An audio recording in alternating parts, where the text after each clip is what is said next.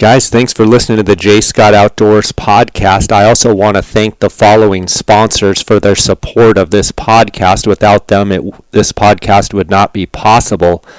I want to thank the Go Hunt Insider, Lorenzo Sartini and his crew over at Go Hunt. They have created the Insider, which is an amazing tool for you guys that are researching all these different western states and looking for which units to apply for and put in for.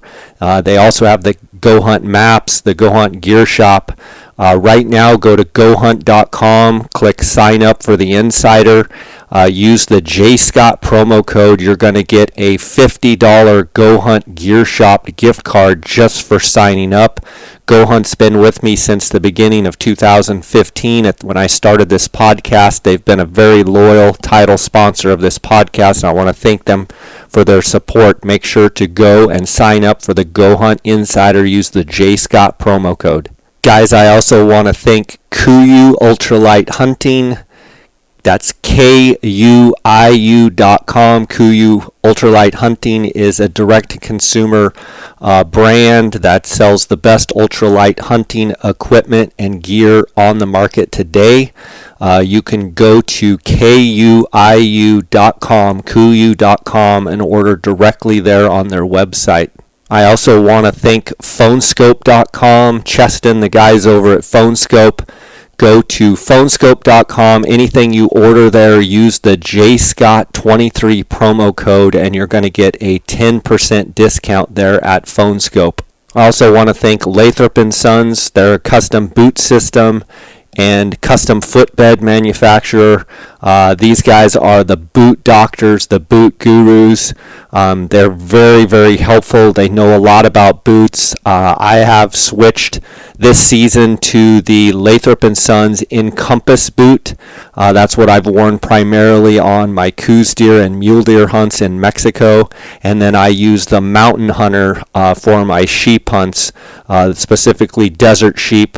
In any of that more technical terrain, Lathrop & Sons has a phenomenal 3D mapping imprints and tracing kit. They make custom orthotics, just really, really comfortable, very user-friendly boots and custom insoles. Go to lathropsons.com to find out more information. You can also check out Lathrop & Sons on Instagram. They have 3 custom boot options: the Mountain Hunter, the Mountain Hunter Elite, and the Mountain Hunter Encompass, as well as the High Country Synergy footbeds custom. They also make all of these custom footbeds in wide and super wide, as well as the boots, which is rare for a boot manufacturer. Reach out to the owners, Stephen and James at Lathrop & Sons at 618-544-8782. That's lathropsons.com. Guys, I want to thank you for supporting this podcast. Love to hear your feedback. Any questions you might have, you can reach out at jscottoutdoors@gmail.com. That's my email address. You can follow along on Instagram at jscottoutdoors. Always feel free to send me a direct message. Love hearing from you guys. And let's get right to these episodes. Welcome to the J. Scott Outdoors podcast. This is your guest host, Cliff Gray. Today I have Jordan Christensen from The Draw on the podcast. We're going to focus on the New Mexico Draw because we've got some deadlines coming up for it in the next few weeks to a month. But also right off the bat here, I want to touch on Wyoming because Jordan mentioned to me there's some really important things that we should discuss on that, some kind of changes that are going on with that draw that are going to affect particularly non-residents. So Jordan, go ahead, give us a brief intro on you and your business, and we'll go from there. All right. I appreciate it, Cliff. Yeah. So as you said, my name is Jordan Christensen. I kind of the lead consultant over here at The Draw, and our kind of world revolves around all the different applications that can be submitted, really even across the country, not necessarily just the Western United States. So we help guys apply, make sure they don't miss deadlines, make sure they're applying for areas that are conducive to what their goals are, and whether that's short-term or long-term and different things like that.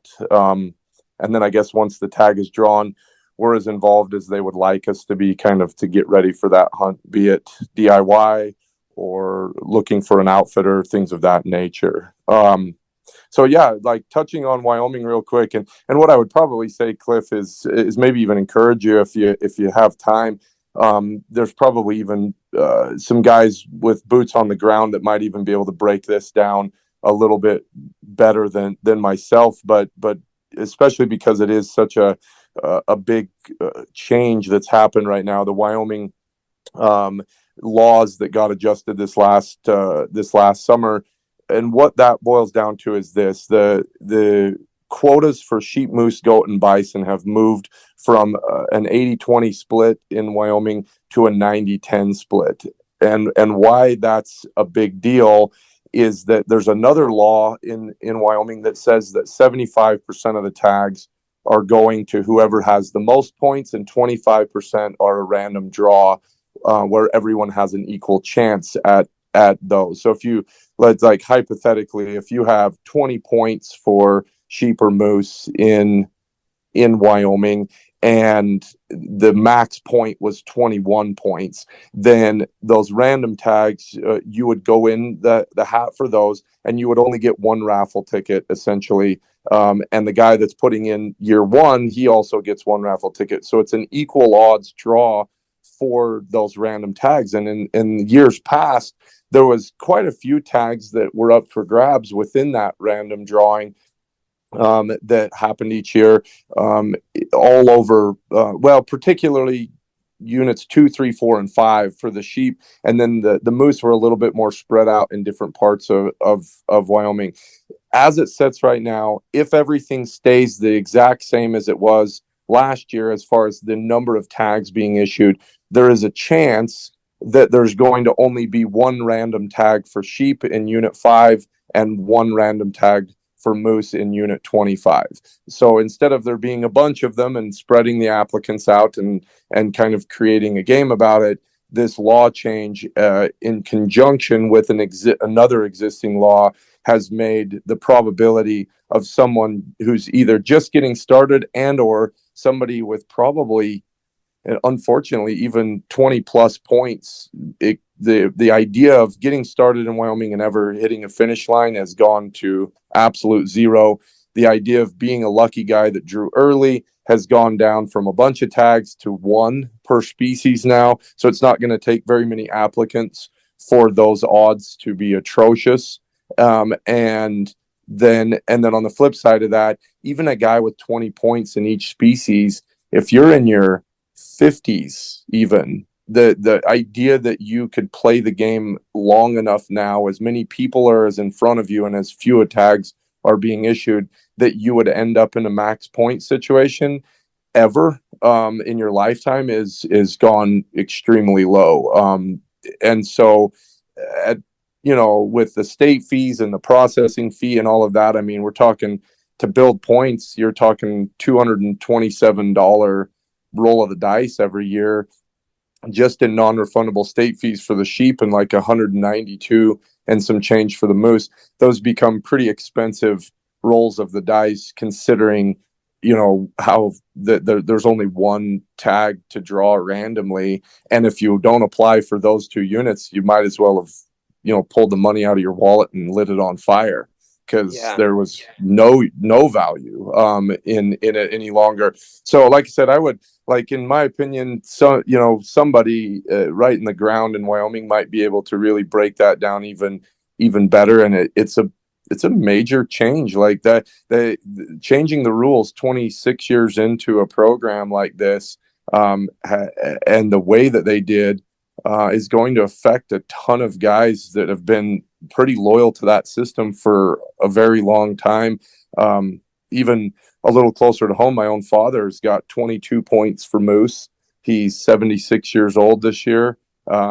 He's not the healthiest 76-year-old you ever saw, and the probability now from last year, he had a 33% chance of drawing a tag in the max point pool. In unit 26, his odds will be easily less than 1 if we were to try and draw for that unit 25 tag. I mean, we're talking 0.01 probably. And second of all, the idea that he'll ever hit that finish line now, where he was so close last year, has gone. I mean, he's even at 22 points, he's likely to be like 12 to 15 years away from like actually getting to that finish line. So now that's gone. The opportunity's gone. And I think there's a lot of guys in the country that are in a maybe not exact but similar situation, and it's unfortunate, but the most unfortunate would be guys who don't understand that the laws changed and continue to send that money to the state of Wyoming. That would be even more unfortunate. It's funny you mentioned that, Jordan, because I think you point out something that's really interesting. I was actually just here in the last couple of days, I've been putting together a YouTube video, and just some little things I noticed about the draw over the last decade, and just, mistakes people make and maybe some advice for people. And one of the ones I was going to talk about is this exact topic. And that's that I think a lot of times, man, we just do the same thing every year, regardless of how things change. And that could be, biological things, populations and that sort of thing. But these things can also play in, right? Like, you're talking about a massive change. I think I've got 16 points for all those species in Wyoming. And yeah, I'm sure when I look at the math, I'd be better off going to Vegas with the application fees now. It's it's a hard pill to swallow, and I think that we're kind of on the edge of a slippery slope, and we're kind of jumping down one of my more dangerous rabbit holes. But I call it like draw theory, right? Like, what's coming, what is happening, and I think the unfortunate reality is that you've got kind of a perfect storm of things happening right now across most of the Western United States. And what that is that you've got a younger generation of folks like my age, or even a little older, that have kind of climbed the ranks and are becoming the decision makers at these high state levels. And because of their age, they have always been behind the curve of these point systems. They weren't old enough to get started when they very first started. Therefore, their hunting, to some extent, has been negatively affected by the existing systems. And then on the flip side of that, you also still have some guys that have been in those decision-making chairs, or they were in the divisions and in the state departments already. They got started when the point systems got started, and they've played the game. They've played it well. Their hunting has been very beneficial because of the existing systems. But now they find themselves in their late 60s, or somewhere in their 60s probably. They've burned all of their points. They're starting back at zero, and they're not dumb guys. Like, they see the writing on the wall that now their hunting is going to be negatively affected by the existing systems. And I think this has been brewing and coming for a while now, that it was inevitable that once that we hit that turning point, there was going to start being major changes in the states and how they were doing the draw process. Because, I don't say this like begrudgingly, but the good old boys, they got it. It worked. Jump into the programs, start apply relentlessly, apply for the best stuff in every state, and you're going to get to go and be the guy that goes and hunts those elite destinations. And yet, as those guys kind of conclude all of that, they're left in the same boat that a lot of guys that we have here at the draw, that are in their 40s, 50s, their life is slowed down, or whatever, money's better, whatever their reason is. Now they're wanting to get involved, and it's very daunting to even think about getting involved because of how mature these point systems are. And I think hopefully that's why we exist, is we have gotten really good at finding what we call wrinkles. Like, we find ways to, and some of them are real easy and other ones kind of fly under the radar, but we find ways to go hunting as often as we want, still using the application systems, instead of having to default to landowner permits and vouchers and things like that, and still get to go as often as we would like, because we find those little wrinkles that allow for that to happen. And sometimes it's not an ideal, it's not as dreamy as drawing some elite tags like the Arizona Strip or a Ponsegont tag in Utah or something like that, but it's still really good stuff that guys, and that are reasonably obtainable within a reasonable amount of time. Yeah, no, I mean, I think there's huge value in it, Jordan. I mean, and I've never used your service. I've never used an application service personally, but I've always been, in the weeds on it, just being in the business for most of my adult life. But I think there's a huge amount of value there because people way underestimate, just if you just do the status quo, most people don't realize how bad their chances are. You know what I mean? Like, if you just it's a very common conversation here is when we really level set about, even like this deadline that's tomorrow in Arizona. I mean, I would argue, like, we find ourselves at the very minimum, we're having extremely blunt conversations about, what at $160 for a hunting license in Arizona annually, non-refundable, and we haven't even picked a species yet. In my opinion, that's pretty expensive, especially if we're going in kind of eyes wide open, that outside of a few unique things like some of the Coues deer hunting, and there is even an elk hunt or two out there that probably aren't what a lot of guys are looking for, but there is opportunities.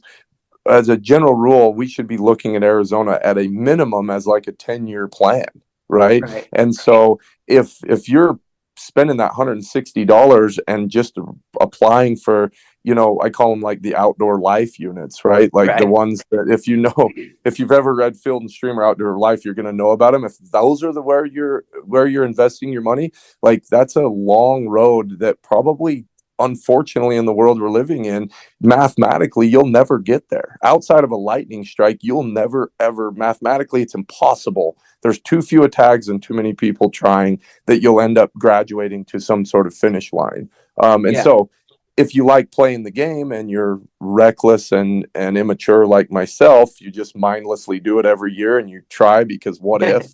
But in the meantime, I'm leaning on other states, and this might be a great segue, like New Mexico, to be a lot more here and now. Like this is how we get, to go. And I would also include Colorado and Wyoming and Montana and Kansas and South Dakota in kind of that short-term goal state.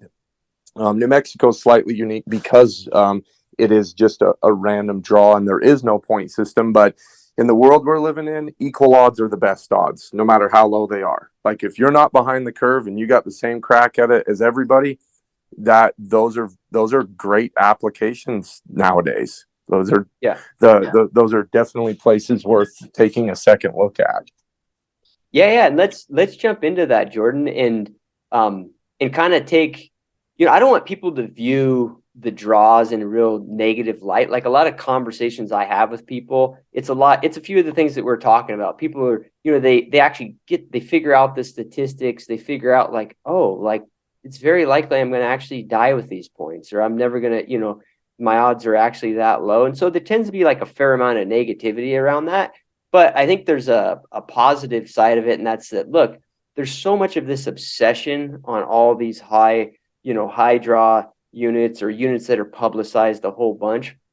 There tends to be opportunities. It could be individual units or species, states, that sort of thing. And I'd guess that, the discussion of New Mexico may have some of those opportunities too. So just jump in, man, and tell us, what New Mexico offers, the deadlines that we're facing, all that stuff.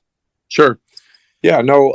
So New Mexico is kind of the outlier, in my opinion, out west, and I think a lot of it is because, first off, there's really not outside of a couple of asterisks to this. There's really not opportunities to hunt over the counter in New Mexico. And so everything that a guy wants to do either comes through landowner permits or it comes through the draw process. And the reason that is kind of a bigger deal is that if guys are not inclined for landowner permits, then everything goes through the draw process. Therefore, there isn't parts of the state that are being kind of like kept for over the counter hunting. And when you have a state that has lots of area that's kept for over the counter hunting, then it condenses the applicants into a lot into a lot Yeah, less sure. choices, which then clogs them up. And now, so New Mexico, everywhere is a draw process. It spreads the applicants out very well. So the I'm going to jump a little bit here. The deadline is March 22nd this year, right? And so what guys need to be looking at in New Mexico and why it's so such a strong place is because New Mexico lets you play the game a little bit different than a lot of these other states in as much as they're going to look at all three of your choices before they move to the next applicant. So it's kind of a fun game because anybody, if you're inclined, can swing for the fence. You can put your first choice as the absolute top tier, whatever it is that lines up with your goals for that species. Whichever one you kind of conclude is the very best in the state, you could apply that as your first choice. And then on the flip side of that, it's like, but I really want to go this year. Then you can follow up with second and third choices that maybe have a lot stronger drawing odds and a higher probability of coming out of it. And so in New Mexico, the other thing that they do is, again, they separate the applicants, is that 84% of the tags go to the residents in those draw processes and all of the cow elk. There's no non-resident applications for cow elk in New Mexico. And then 10% of the tags are set aside for guys who are willing to go with a guide to some extent. And I'll kind of dive into that here in a second. And then the last is the 6% is set aside for guys who would rather go DIY and or maybe not be married necessarily to going with an outfitter. They could opt into that, but they can also opt out of it. Whereas if you're in that guided pool, you are required to at least adhere to a couple of minimums. So what that means in New Mexico, and it's different than a lot of the other states, is the way the law is written in New Mexico is you're required to go with a guide for at least 2 days of your hunt. The first 2 days that you're in the woods, you've got to be with a guide. And once that has come and gone, then you're free to hunt the rest of the season that you've drawn on your own and doing what you want. So why that's a big deal is because I think that in the big picture, that helps a ton of guys that maybe aren't inclined to spend the $5,000, $6,000, $7,000 on a fully guided or fully outfitted hunt in New Mexico. Whereas now, like, we have lots of guys that we work with that are conducting these 2-day hunts that maybe a single guy is like $1,600, and you're really paying for the drawing odds is what you're paying for.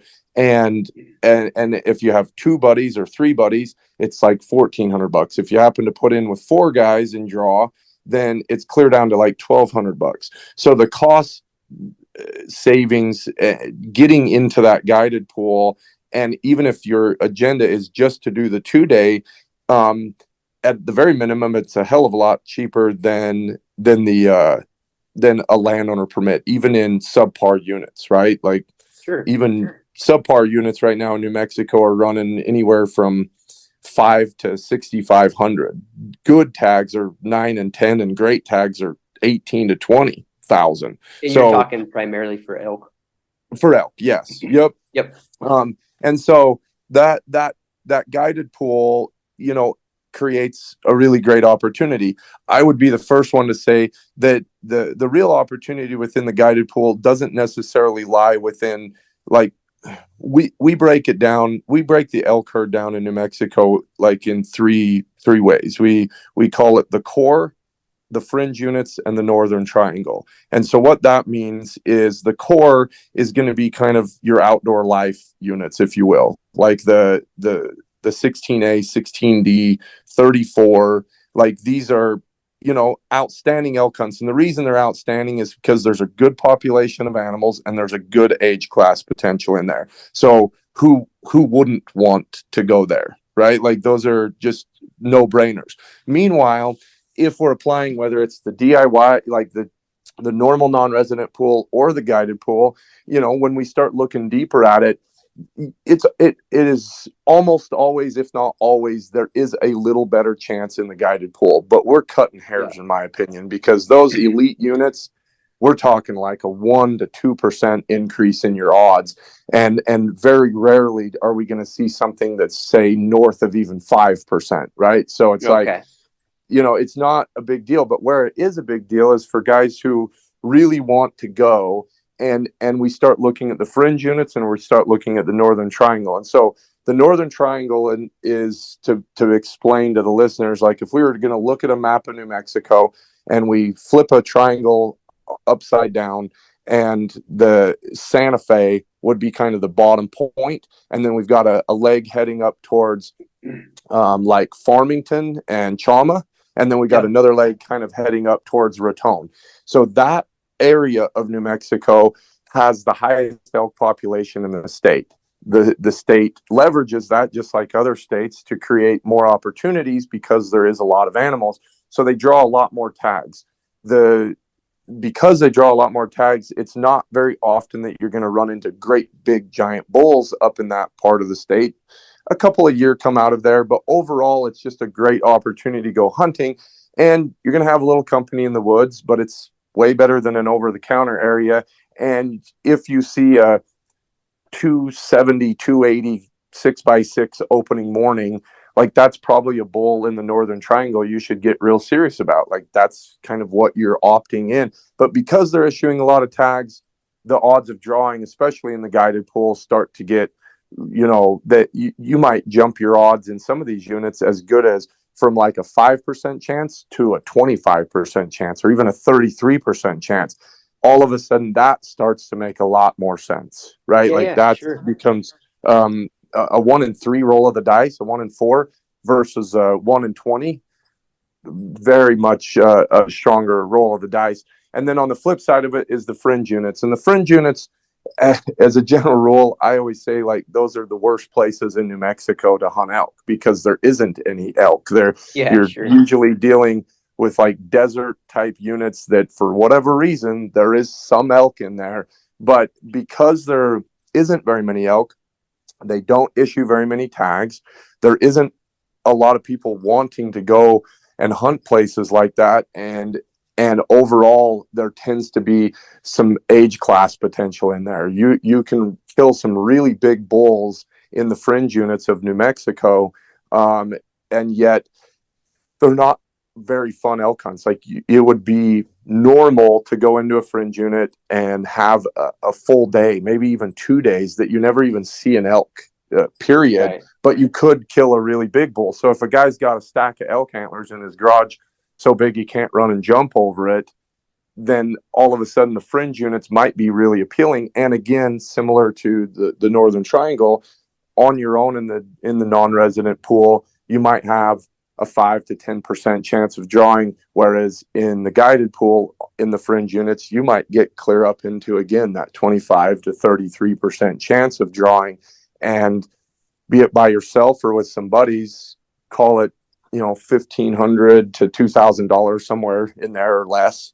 You've really put yourself in a good place to have an actual viable chance at drawing those tags. Sure. Hey, Jordan, can I ask you a question on that? And it's just going to come from me being a little naive.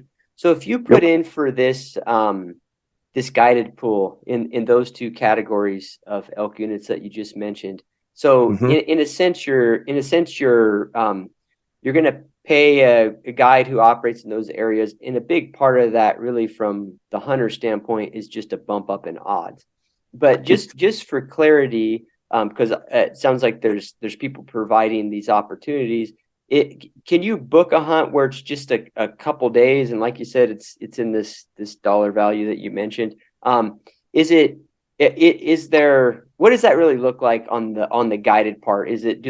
Will they spend a couple days with you and just kind of show you the rundown? Is it that they'll barely interact with you? Can you just give me a little color around that so I Yep. understand? No, and it's a great question. It's definitely something we cover, I think, very bluntly with guys Sure. when they're kind of going down this path, is that unfortunately it's really not. Like, we really are paying for better drawing odds, and Okay. the caliber of guide that's going to show up and be with you for those 2 days, for all intents purposes, it like, you could end up with maybe somebody who used to guide a long time and now they got a family or a job or whatever, and they just Yeah. miss it, and they'd be like real high value for what you're getting. But way more often, and what I would tell guys to expect, is probably an 18-year-old kid who's never been in the unit before. Like, he Okay. is just there to make sure you are legal if you were to get checked by a game and fish officer. And one of my favorite parts about the program is even the outfitters that we work with, kind of maybe even behind the scenes, they hang a pretty good carrot in front of those young kids to that actually they're what they make during those 2 days goes up if they happen to be successful while they're in camp with these hunters. So there's a lot of those kids are trying. Like, they're Yeah, good yeah. kids, So probably going to graduate into more prolific guides that are actually conducting full hunts and things like that. But anybody who's kind of quote unquote proven themselves, as from a guide yourself, like, you would like it would yeah, be yeah. you would always want to be on a full guided deal, right? Like, Yeah, yeah, that's where you sure. make your money and all that. And so that's what we want to be always real clear with, is like the caliber of guy that's going to show up. Oftentimes it's not necessarily a quote unquote guide, in as much as like an experienced hunter that's going to kind of really get the ball rolling for you. It's really just going to be a kid, more than likely, that is trying to get into guiding and trying to kind of pay his dues, but he is legal. All the paperwork's in place, and we got ourselves much stronger drawing odds because Yeah, of yeah, I it. got you. So, I mean, Yep. basically, the expectation is not a whole lot, and then if you get a little help, that's great. But in the end, it's the draw. Yep. Thanks, Jordan. It's just a draw. Just for Yep. my own, just being Yeah, no, naive for about it. sure. It's a That's a lot of super important piece clarity. of it. Yeah, because we don't want guys ever showing up with kind of a false expectation that we're going on a guided hunt in New Mexico. Like, Yeah, no, you're sure. not. Like you're going with a guide for 2 days. And obviously, and that's one of the cool things about the draw that I would point out too, that's slightly unique with us compared to really anywhere else, is that so let's, like, hypothetical here, you want to get involved in something like that, and you call an outfitter in New Mexico. A lot of the outfitters in New Mexico, so in order to be in the guided pool, you have to apply with a outfitter code while you Right. submit the application. And so you're going to call an outfitter up and say, hey, tell me about you, and da da da. And you decide, yep, this is my guy. There's a couple of fallacies, in my opinion, that happen in this moment, oftentimes with guys. Is, first off, is this the if you're planning on applying for multiple species, the probability that the guy that is the it guy in whatever elk unit or destination you've decided upon is also the same guy that you want to be on an aoudad hunt with, or you want to be on an antelope hunt with, Right. or XYZ. Like, that just doesn't make a lot of sense, right? Like, Yeah. it wouldn't. Now, they could, and there are, I would even argue, some guys that it's like, damn, I don't know, man, just wherever those guys are at, they tear it up. Yeah. But overall, it doesn't make a lot of sense. Sure. So the second thing is, now oftentimes, if you're going to get that outfitter's number, what they do to kind of lock in a transaction and to make it all on the up and up and everything's right, is they'll ask you for a deposit. Could be $500, could be $1,000, whatever it is with that particular guy. And that money is in fact going to go towards whatever hunt that you end up drawing and going with this gentleman. But as you can imagine, with no point system and no consistency, we see lots of guys end up on blisters in that situation, that it's like, man, it's been 3 years. I still haven't drawn anything. This guy's got $1,000 of mine. Oh And yeah, sure. I don't know if maybe I've seen something else. Like it just, you can, without, I mean, I think everybody's smart enough to see how that could turn sour pretty quick. Right. Yeah, it might So not turn. It might not be a deposit anymore. yeah, and now if you've decided, yeah, exactly. And now if you've decided that the guy you want to go sheep hunting with is different than the guy you want to go elk hunting with, then now maybe you even have two of those out there, right? Because you're putting in for, so it can quickly snowball into like a really kind of rough situation to find yourself in. And so what we did at the draw, and how we've kind of gone about this is we don't charge to be in the guided pool. If somebody wants to be in the guided pool, we charge them the same dollar amount that we charge everybody just to simply submit the application. What we're doing with them is signing an agreement with an outfitter here in New Mexico that makes everything legal. We do it all before the applications have been submitted.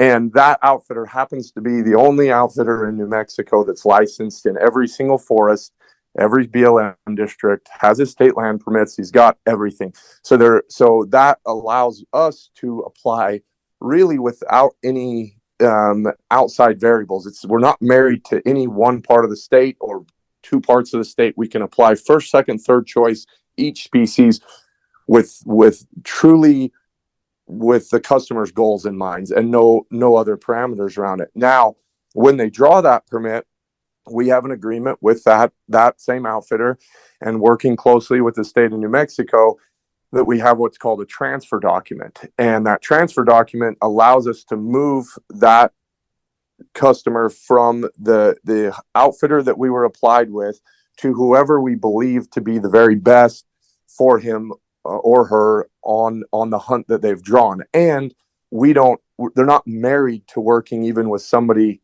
that works with us. Like, it's their tag. So if they happen to have a friend, they end up with some sort of friendship, or they meet somebody, or their buddy's like, oh, you got to talk to the guy I went with, and it doesn't happen to be something that we actually set up here with the draw, that's great. We have plenty of those every year, to where as long as they're a licensed outfitter in New Mexico, we conduct that transfer document, move the hunter to whoever it is that we think or they believe is going to do the best job with them, and we get that transfer document done.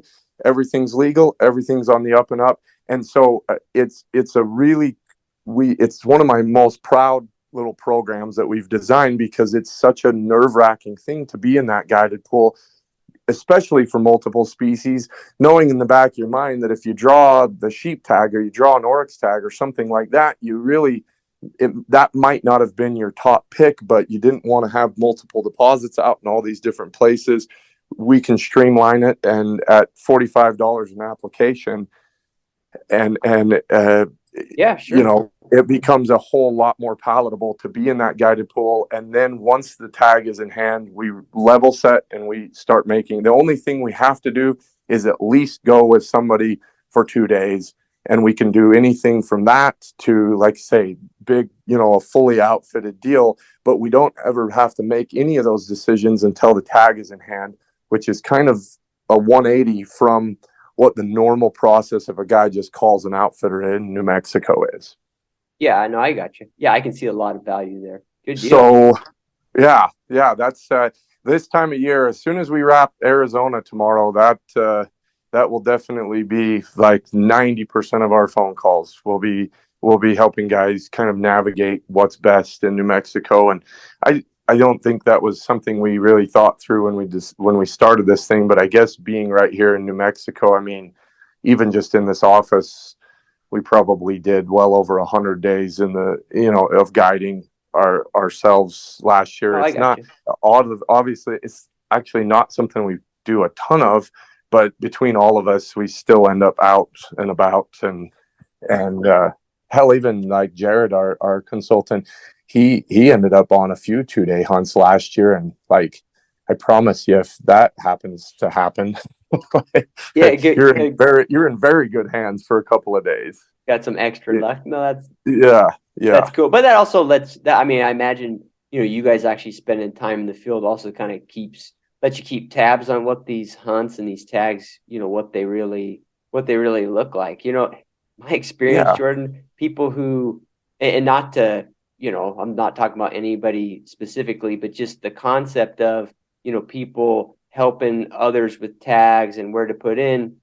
If they don't spend a lot of time in the field, it's really hard to keep tabs on what these hunts actually look like because they change over time.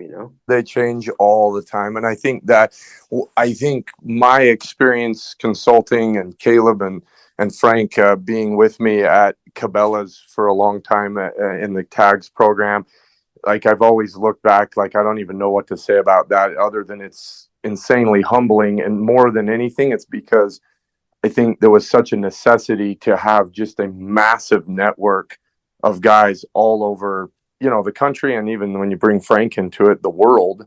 That to your point, like we hunt a lot. I spent time in Alaska this year. We sent Jared on kind of an exploratory trip to South Dakota. Casey was in Kansas this year. Like we try and put ourselves out there often, trying to get that better firsthand boots on the ground, but you can't be everywhere every year. And our relationships and the networks we've have all across the country, it has kind of created a perfect storm. And exactly to your point is that and it's inevitable. Like the hot ticket, if you will, changes all the time. Oh, It yeah. always and sometimes it changes over a 10-year period, and sometimes it changes at the blink of an eye. And I'm very fortunate to have all the contacts that we have because it's amazing how often guys will just get in a rut and just mindlessly apply for this. And it's always been, I've wanted to do this one for so long, and yet over time that one has really subsided and isn't nearly what they want it to be when they actually arrive. And yet maybe something that was an underlier, a subpar destination previously when they got started has really kind of come up and become the new hot ticket. And they end up using a bunch of points in a place that wasn't what they intended from the first time they started applying. Oh yeah. I think it's a good point, man. I mean, I noticed it on specific species, Jordan. I mean, I can only reflect on Colorado, but there are sheep units in Colorado that I saw like, 180 in terms of quality in 2 seasons, and Yeah. but it takes 7 or 8 seasons for that to really come through in the branding, marketing, data, or whatever. It seems like there's always this big lag. You know what I mean?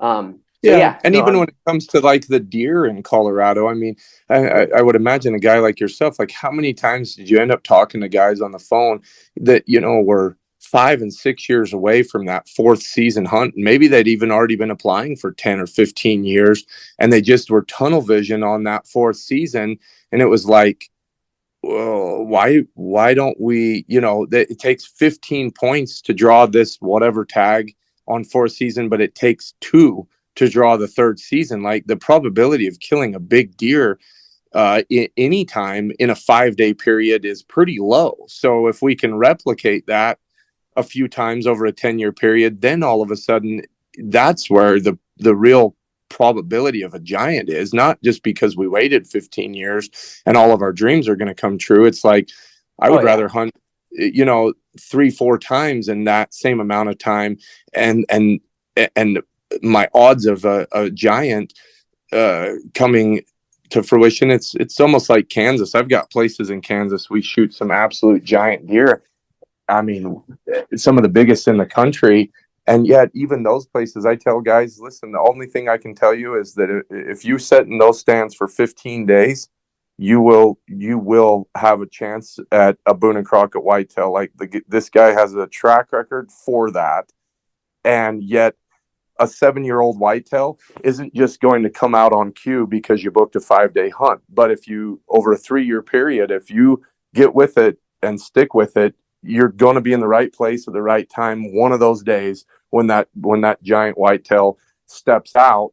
And I think the same goes for mule deer, and I think the same goes for elk and a lot of things. Like if we just can put the time in, like inevitably something's going to make a mistake. And yet if we're playing the game in a way that we're just waiting for these finish lines, and it's like, hey, this took so long, there was so much time, so much money invested, but now it's this 5-day or 10-day period, and like all my dreams have to come true, because if they don't, I can't even stomach what I just did to get here. It's an unfortunate story that gets told more and more all the time, because guys maybe don't take a second look at how the processes are and what opportunities exist for them. Yeah, and me and Jordan are going to get back to the New Mexico draw, but I actually think this point is so important, Jordan. I want to kind of hash it over and make it real clear for people what you just said, because I saw this a ton, man. And in Colorado, deer is the perfect example. I'm sure it goes for, lots of other places that you see this, but I mean, people don't realize that if all you're doing is accumulating points in these species, let's take Colorado deer as the example, you have to consider what you're giving up every year, right? And you're giving up the opportunity to be out there hunting. And I saw so many people make that exact mistake that you just described. They just waited, year in and year out. Yeah, they waited 10, 20, 30 years. And by the time, I mean, there's so many different facets of that are problematic, right? I mean, by the time they drew the tag, maybe they know what a mule deer looks like, but they haven't been hunting them. So just right there, it's hard to get, what you could get out of the tag just because you haven't been hunting. That's just, just a realistic, approach to it. And then is what you alluded to is if you put all your effort into, one hunt and all your brain power, there's so many things that can go wrong on that hunt. Conditions, or you're sick, or your daughter decides to get married, or whatever. And I saw that so many times, man. So I think that's a great point. I don't mean to get off on a crazy rabbit hole here, but if listeners take one thing away from this podcast, Jordan, you made a really good point right there that can help people out in a huge way. Yeah, for sure. I mean, and I call those, I mean, that's like you say, that one, it to me is a wrinkle that definitely doesn't, like, it doesn't take much to see it once you just, it's so logical once you actually get the data in front of you and look, but that's, it also kind of in a nutshell is like what we find and how we show, I mean, even before we get back to New Mexico, just like this one point is if you go hunt and you filter, like I forget what I did, but it was something like 60% public land, non-resident, rifle tags. So there's plenty of areas for DIY was really what I was looking at. Sure. There was over 100 rifle deer hunts that you could pick from that take 1 point or less to draw. 1 point. Over 100 of them, and those are like now, like November season rifle deer hunts. 1 point, and I mean, I'm of the opinion you throw a dart at Colorado and you're going to hit a county multiple 180s came out of. So sure. Pick one and get good at hunting it, and it probably ain't going to last forever, Jordan. So get after it, boys. That's what. Yeah, go. Yeah, that's it. Of course, just like we said earlier, like everything shifts and changes, and there's always different things coming down the pipeline. But yeah, like, man, if I see a guy with over 6 points in Colorado for deer, I'm like, oh God, like we got to go. Like we got to go now. Like, what are we waiting on? Let's go.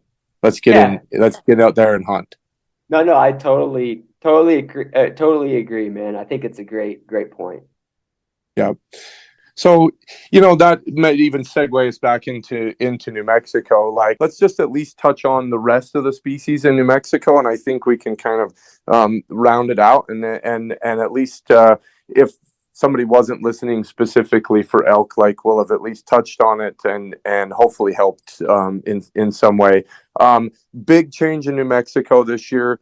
And this is across all species. Another one we should bring up is no scopes allowed any longer in New Mexico. It's peep sites and open sites. So that's going to change a lot of drawing odds in a lot of places for all species. I think You're talking on muzzle loaders, correct? On muzzleloaders, yep, just muzzleloader. It's not quite as rigid as Colorado. With you can still use pellets, you can still use sabots, but you can't use a scope any longer in New Mexico. And if guys are inclined to hunt that way, there is definitely I think what I'm expecting to see is a really good draw odds in those hunts, those muzzleloader hunts this year.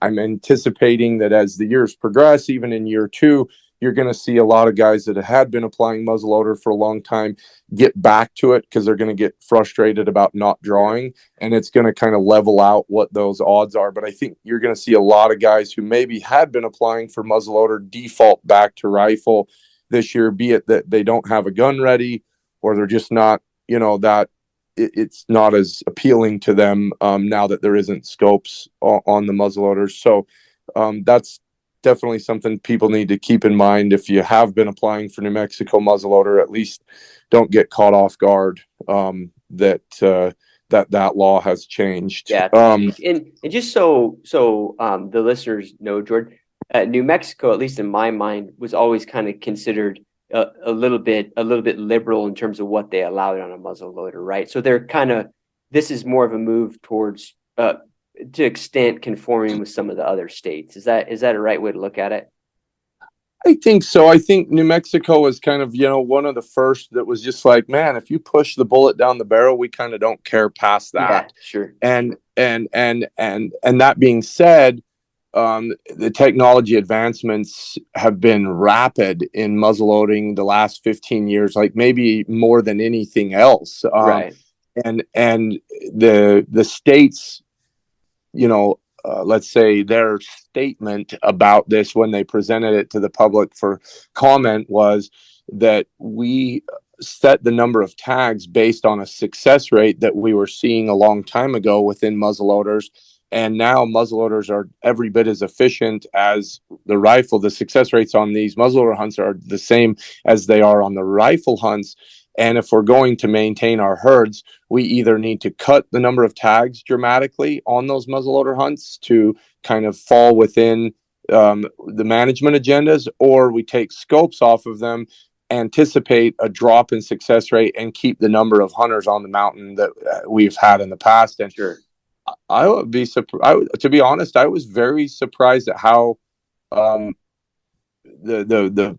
whether it be the New Mexico Council of Guides and Outfitters or even just the general public, there was almost no pushback. Like everybody felt like it passed with flying colors. We wanted to go back to a lower success rate, but kind of keep the opportunity high. And I think there's some real good stuff coming. I think you're going to see that manifest in some age class in a few places in New Mexico that historically had really big bulls and in years past have kind of dwindled a little bit. And I think there's hope to see some age class rebound in some of those areas and some more consistent big bulls coming out of places that historically they were coming out of.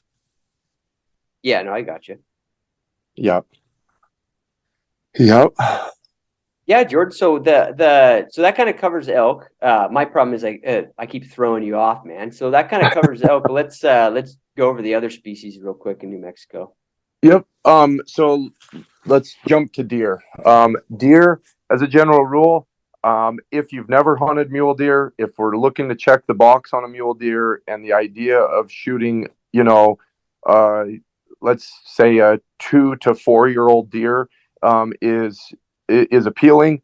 I think New Mexico has what you're looking for. I think it can be good for guys kind of in that demographic, if you will. If you're a guy that really doesn't want to come out of state for a buck, say short of 170 or 180, then we're very limited on where we can apply that consistently is going to give guys opportunities at that kind of buck. And even then, I think even just like a lot of the quote unquote best units in a lot of the country, even on those upper echelon hunts in New Mexico, you're going to see a lot of guys shooting 150 and 160 class deer, but every year, like a unit like 2C is going to produce some real big deer, even a couple. It's not uncommon to see a 200 plus inch deer come off of 2C. But if you drive past 6 camps 3 days into that hunt, you're going to see a couple 150s hanging in the trees as well, right? Like Sure. that's just the nature of that hunt.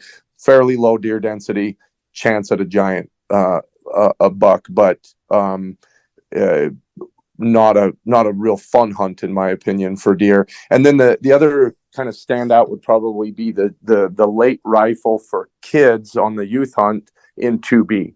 Outside of that, and obviously I'm probably going to make some people mad by saying this, but my personal opinion is if you're looking for a deer hunt and a good deer hunt, like go to Colorado, go to Wyoming, go.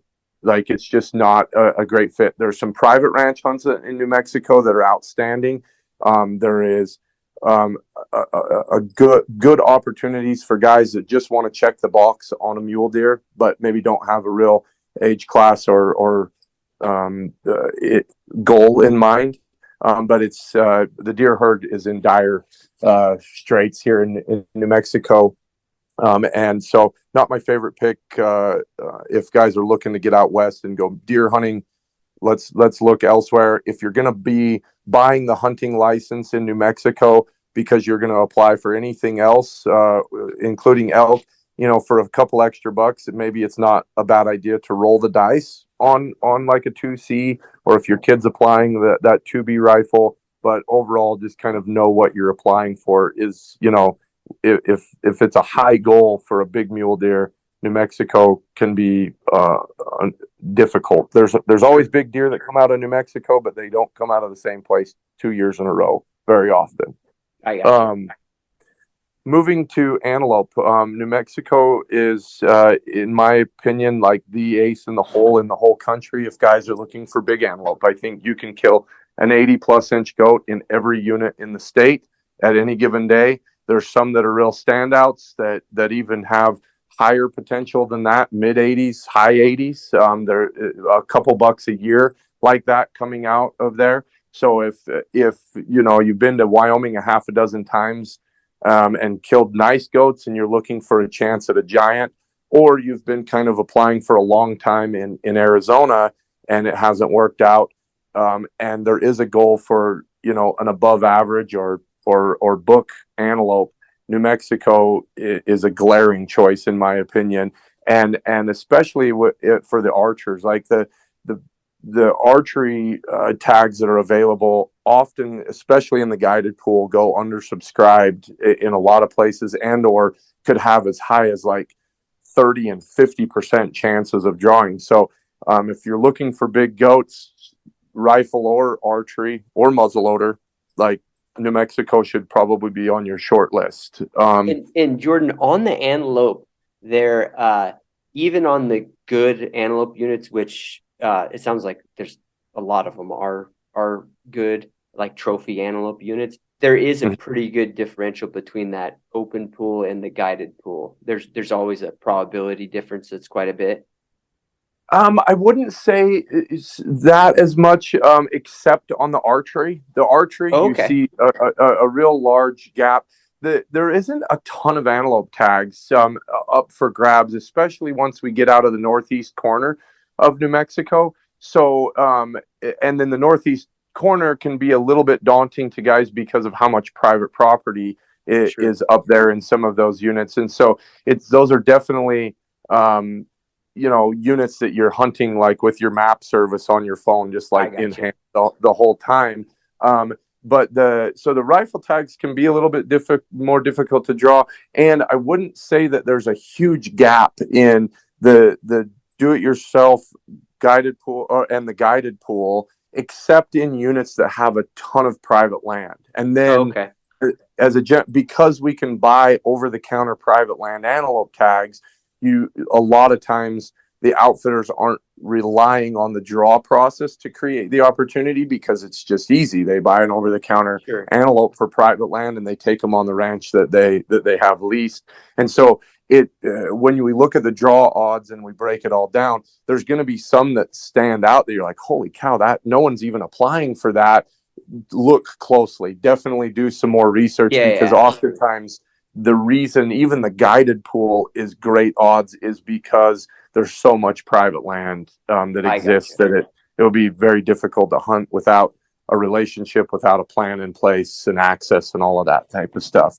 But like I said, if I'm a huge fan. I think New Mexico antelope, if it happens to be a higher priority species, is something that guys should be looking at because there isn't a unit in the state, I don't think, that isn't capable of producing an 80+ inch goat, and does often, and even some much bigger than that.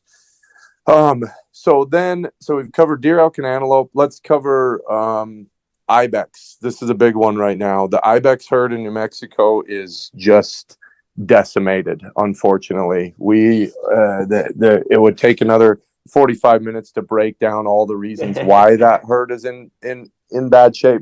But the long story short of it right now is I'm gonna say something that I'm quite sure about, but maybe somebody will fact check me on this. The state's opinion right now is that there's about 300, give or take, ibex left on the Floridas. Even 10 years ago, there was over 2,000 of them on there. You've got guys that are really talented going in and struggling immensely to be successful, period. Without scopes on muzzleloaders this coming year, a lot of guys will have been applying for rifle / first choice muzzleloader, second choice.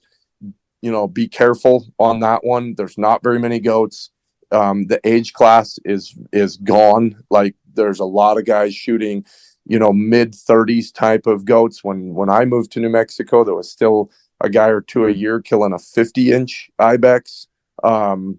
So overall, if it's a high priority species and you're up for a big challenge, like, so be it. But the archers, the muzzleloaders, like, that mountain has changed in a bad way for a while now. And even for what it's worth, like, outside of a few guys that we kind of have the same conversation with, and they decide to go for it anyways, so be it. That's their decision. But if you're not up for it's always been an incredibly physical hunt. But the number of animals in the age class is worse as it's ever been in New Mexico right now. Probably since the induction of ibex. So tread lightly on that one if you do decide to roll the dice. Maybe even just consider putting in for the rifle hunt only, because I think those muzzleloader hunts are going to be real rough. That being said, as dire as that is, the oryx and the aoudad, probably kind of group them together, are doing as good as maybe they ever have in New Mexico. The oryx herd is doing extremely well. They have increased the number of tags they're issuing this year, so we're kind of holding our breath, hoping that increase doesn't kind of start a downward spiral, which has happened in the past with the oryx herd. But right now, there isn't a bad tag in the state. The off-range hunts are much stronger chance of drawing. You can hunt for an entire month. The odds of drawing a normal non-resident tag versus the guided pool is another example, especially in the youth category, that the odds can be extremely good. So if there was the hunt on off range is very different than on range, where if a guy came for 5 days for an off range hunt, we usually tell them expect to see 10 to 30 animals in a 5-day period and have an opportunity. The quality is every bit as good off range as it is on range as far as what to expect when you come and hunt. The once in a lifetime hunts are as good or better than they've ever been. It's still very high 80s, low 90% success rate. You're going to see hundreds of animals in a weekend if you happen to hunt that long. And the McGregor range is outstanding as well right now. So really, whatever, if you've already drawn your once in a lifetime tag, then you are allowed to apply for the McGregor range. You're allowed to apply for the off range hunts, and it's another chance to come back and hunt New Mexico oryx again. Or if it's kind of a higher priority species and you really want to come and do it, especially in the guided pool for the off range hunts, have way better odds. And kind of even going back to that 2-day deal, being that the hunt, if you draw, is good for the calendar month that you've drawn in. Like, you can knock out the first 2 days and now you have the whole month. You can to figure it out and go. And it's quickly becoming my personal favorite. Maybe you get this after a long career of guiding. It's the only hunt that I get to personally guide every year that I still sleep in my own bed at night. There's something to be said about that, but it's fun. We have a good time. I think last year we drew 22 tags and killed oryx on all of them but one. The only one that didn't was me, because I never could make time to go out and go for it. I think we had 18 this year. We've hunted 16 of those, and all 16 have killed oryx so far this year. So that's a kind of a wrinkle, if you will, right now for guys looking for that species.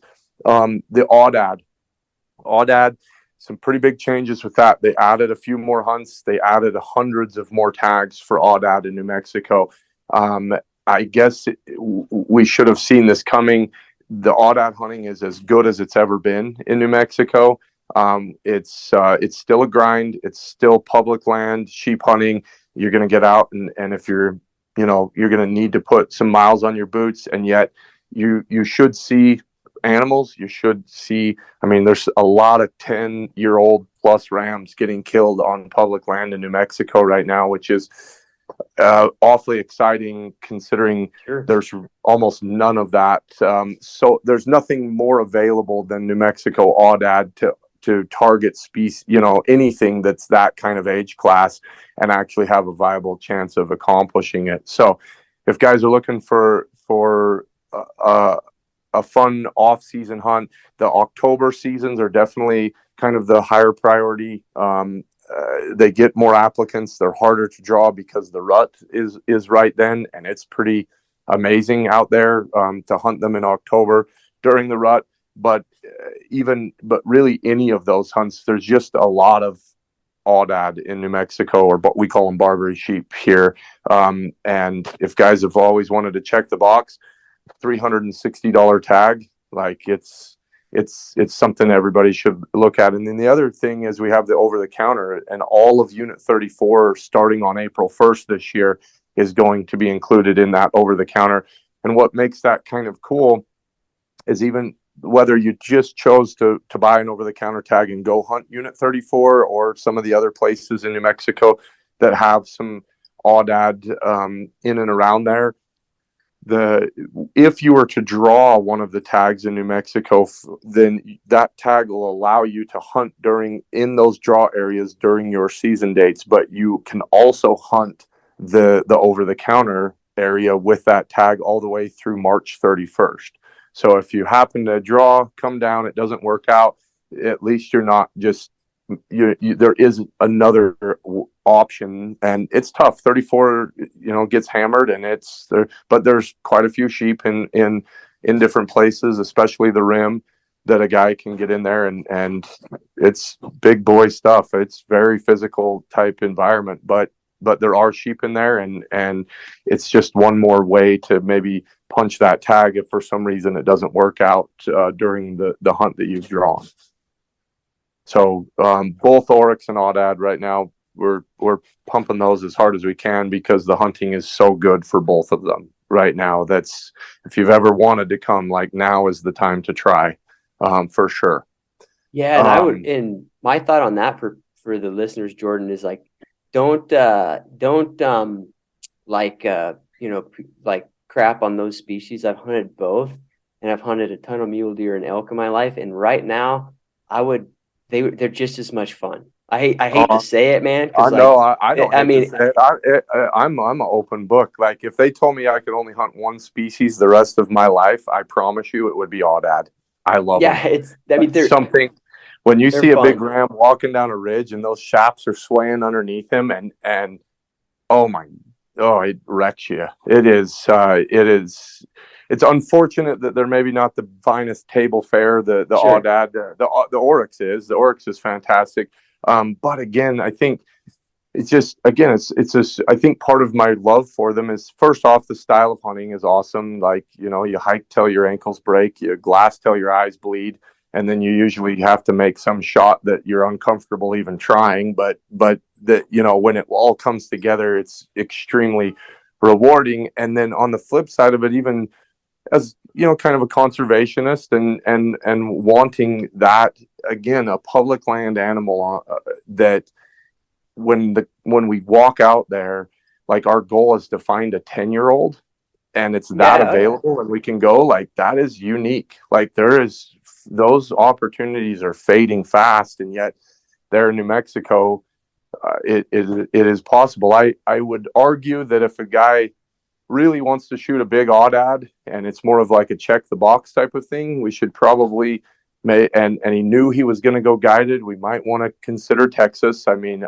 there's lots of ranches that probably are not as physical. They have great age class, cost wise is similar, maybe a little more expensive than New Mexico. But if it's a check the box type thing, I'm probably more inclined to have a guy go to New Mexico. But for the Right. listeners out there that are um, if it's a check the box thing, I would be more inclined to send a guy to Texas. Is what I meant to say. If it's guys that are looking for that kind of mountain hunt experience and wanting to do it on the budget in the DIY pool, $360 for the tag, and I promise you, it'll be all of a sheep hunt that you really want. Like Yeah, it, sure. and it's so rewarding. Like I'm a geek about them. Oh Total yeah, geek. they're cool, man. There's no doubt about it. I think for the last 2 decades they've been private land, the free range private land hunts and the public land hunts.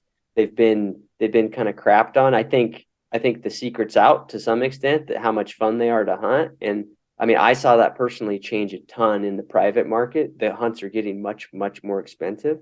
At least that's what I've seen, Jordan. Oh, it is. Yeah, I can remember when they were like 2,500 and 3,250, and now there's guys getting 8,500 Yeah, yeah, oh yeah, and more. And we have a few that aren't, that are still a little bit more palatable, and usually it comes with a wrinkle. It comes with something that's maybe not quite perfect, sure. but the cost is a lot more palatable. And we have a lot of fun and do really well on those properties. But especially New Mexico, if you're really just like I say, if you're interested in it, if you're and that style of hunting is appealing, comparing it to the mountain goats and the sheep and the bighorns and all of that type of stuff, like it's a fraction of the cost. It's very available and it's a blast. And Yeah, you I mean, get all it's just as yeah. much fun, Jordan. That's what it comes down to, man. Is I mean, It it I is. totally agree with you. I've had few guys over the years that have been interested in that style of hunting that have actually come and done it and haven't wanted to go back. Sure. It's like they just it kind of calls to them, if you will. And I get it because I'm a geek. I freaking love them. Yeah. No, I Yeah. hear you, man. So what else have we not covered? Bighorn sheep. So let's break down the bighorns right now. I mean, so New Mexico, as a general rule, it's one of my favorite applications. It's a little bit tough because it is it's one of the more expensive sheep tags in the country. It's at $3,160 if you're successful drawing that tag. But if you can use our float service, or if you put it on your own credit card, it ends up being, especially if you're going to apply for any other species, you're going to buy that hunting license for something, and then it becomes a $13 roll of the dice, as long as you've either using our float service or you've got a credit card that you can kind of put it on for, call it 45 days. Whether it's the Rockies or the desert, a chance for a Boone and Crockett ram exists almost on every single hunt that New Mexico has. They're not to say that everyone is killing Boone and Crockett rams when they go out, because they're not. But year in and year out, even when we think it's just like this year, like on the caballos, like the caballos has only produced like one or two book sheep in the last few years. It's gone kind of a little bit quiet, and then all of a sudden this year, two book rams come out of there. And so I'm still of the opinion, just about anywhere in the state, if you draw a sheep tag, like, you're not going on just a sheep hunt, but you're coming and doing an upper level experience for each of them. The physicality in New Mexico for most of these hunts isn't atrocious. There's if you want to kill the biggest ram on the mountain, it could turn that way, but overall, if you just want to be successful on a good representation, there really isn't a unit in the state, in my opinion, that's a super physical hunt. The Pecos for the Rockies obviously is more of a wilderness hunt, so it's going to probably involve horses and things of that nature. But even then, comparing it to some of the stuff you boys are hunting in Colorado and some of the stuff in Montana and Idaho, like and Wyoming, our sheep hunts are fairly gentle compared to a lot of stuff in the country, and we shoot big rams. So the odds are the same for us as they are everywhere. It's going to be less than 1% chance, but if you're buying that hunting license, for the extra couple of bucks, equal odds are the best odds for sure. Good deal, man. Yeah, I think I guess the only other one, which is funny because I've been seeing it trending a little bit higher lately, is the javelina. Hit on that. If guys want to go javelina hunting, it's kind of an off-season hunt in New Mexico. The odds are very high in the do-it-yourself or the guided pool. They're not 100%, but they're really high odds. And if you're looking for archery or rifle or whatever you want to do, if there is an interest, New Mexico's got a lot of javelina kind of all over the place. So that's it's a fun off-season hunt if you've never done one, for sure. Good deal. Yeah, no, it's funny. I've actually had New Mexico javelina tags, but I never got down there to do it. My own boys got one right now that started January 1st, and I told myself, I was like, I'm gonna knock this out like as soon as it starts, because he has from January 1st to the end of March, and Here we sit. And I'm like, oh my God, I need to make time. But maybe, especially for adults looking for places or things to do with your kids, like having a 3-month season is like a very odd thing out west nowadays. And it's nice.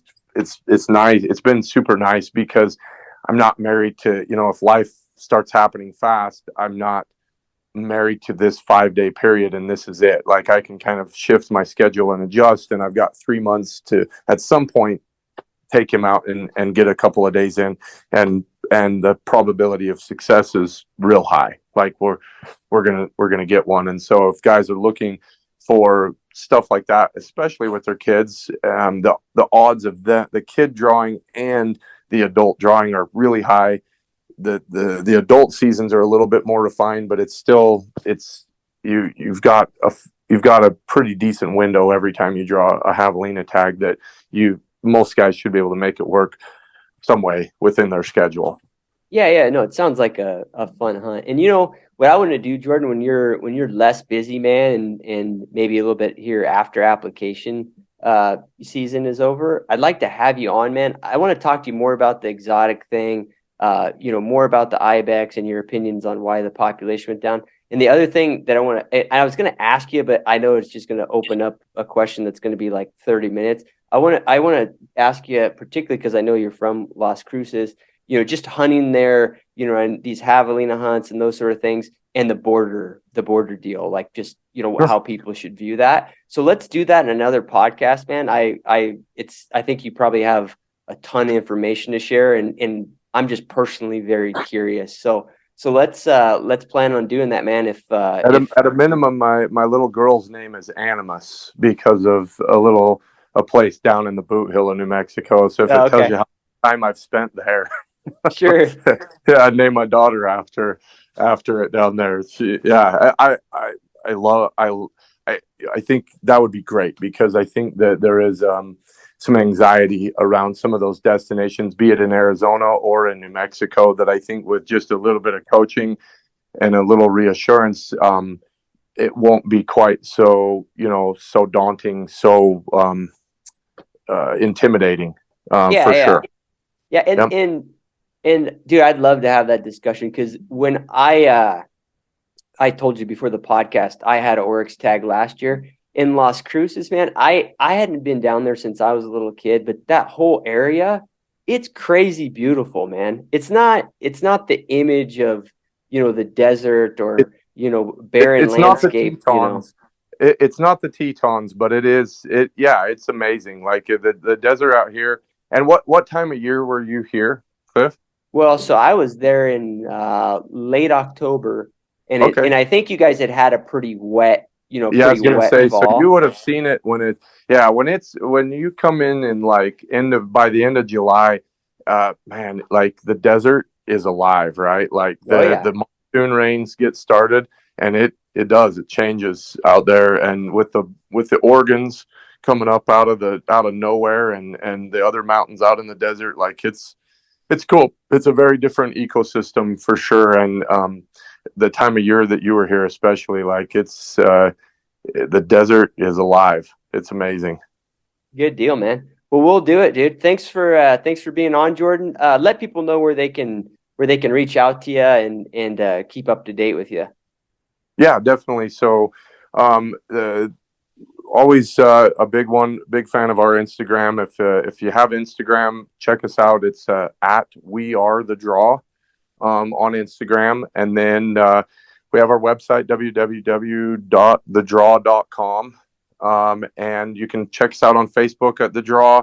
Our phone number is 575-222-1234, and if you know that you're going to get started and would like to kind of take the first step, the very easiest way to do that, and probably the fastest way to get in front of us right now, is to just go to thedraw.com. You're going to see a big button that says apply for hunts today. You're going to click it. It's going to ask you for a bunch of your information, and kind of what your goals are and what you're trying to do. And then you'll submit. That shoots an email to us. I look at every single one of those, and then based on a lot of the answers and things that we get from that lead generator, there's actually a lot of thought on who the consultant will be, that you end up with. So there's lots of decision just based on the information you're giving, that will end up taking you to this consultant or that consultant, and you'll be in the best hands that you can be. And yeah, that's definitely the best way to go about it. And we look forward to hopefully helping more guys. This thing's been a wild ride. We're going into our 5th application season, and we're I think just shy of 2,000 customers that we're helping right now, and we drew almost 500 tags last year for guys. It's been a lot of fun. We're putting a lot of guys on the mountain and having a lot of fun every year doing it. That's awesome, man. Congrats. Well, thanks a Yeah, lot, dude. I appreciate your time, Jordan, and I'll get you on here again. Maybe we'll cover some other states and we'll do that podcast I just mentioned. Sound like a plan? absolutely, All right. definitely. Good All deal, right, man. buddy. Thanks. Appreciate it. Thanks, Cliff. We'll see you. If you want to keep in touch with me, get on my website at pursuitwithcliff.com and sign up for the newsletter. Check out my YouTube channel. It's just under my name, Cliff Gray. And you can follow me on Instagram at CliffGRY. Thanks for listening.